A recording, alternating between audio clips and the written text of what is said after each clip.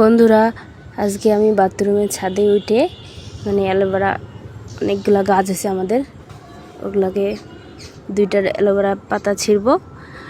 আর অনেক দিন আমাদের ছাদে উঠানো হয়নি, আজকে দেখি ছাদে উঠি। আর এই দেখতে পাচ্ছেন, আগে এখানে সিঁড়ি লাগাই দিছি। ছাদে উঠে দেখি, দেখো ছাদের কি অবস্থা, একদম পুরা নোংরা হয়ে গেছে। এখন কি অ্যালোভেরা উঠাবো, এখন এগুলো পরিষ্কার করব, তারপরে অ্যালোভেরা উঠাবো। আইসে দেখি পুরা গাছ একদম ভর্তি ঘাস হয়ে গেছে। এই যে দেখতে পাচ্ছেন, এই ঘাসগুলো আমি পরিষ্কার করতেছি। আর এগুলো আছে ড্রাগন ফ্রুটের গাছ।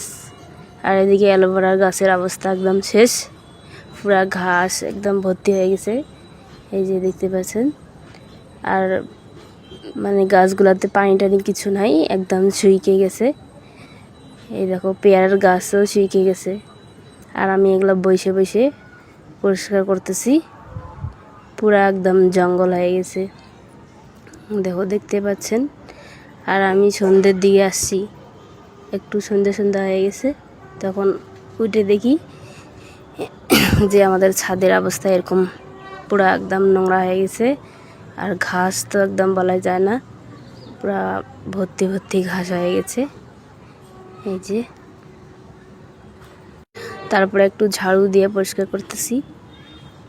কতদিন থেকে ছাদে উঠানো হয় না।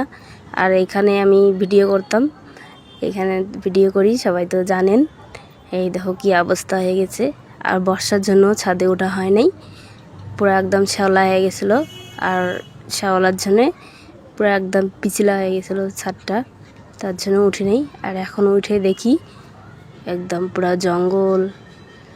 এগুলোকে পরিষ্কার করতে আমাকে অনেক টাইম লাগে গেছে, যে এখন ঝাড়ু দিয়ে এগুলোকে সব পরিষ্কার করতেছি। দেখো কতগুলা ঘাস হয়ে গেছে, আমি তো ভাবতেই পারি নাই যে এতগুলা ঘাস হবে। এই দেখো, তারপরে একটু কি করলাম, পানি দিয়ে দিলাম গাছগুলোকে, দেখো কত সুন্দর হয়ে গেল। এই দেখো, ঠিক আছে বন্ধুরা, এখানে শেষ করলাম।